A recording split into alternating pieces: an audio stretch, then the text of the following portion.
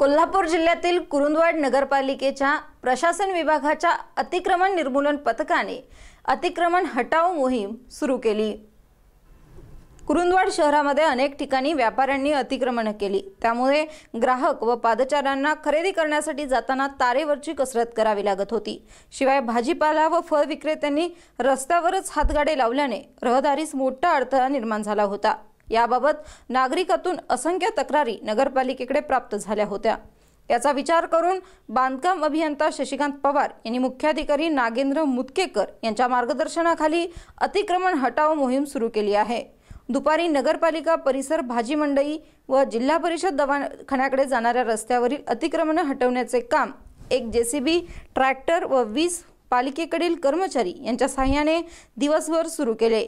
यावेळी व्यापारी, फळ विक्रेते, भाजीपाला विक्रेते व शशिकांत पवार यांच्यामध्ये अनेक वेळा बाचाबाचीचे प्रसंग घडून आले।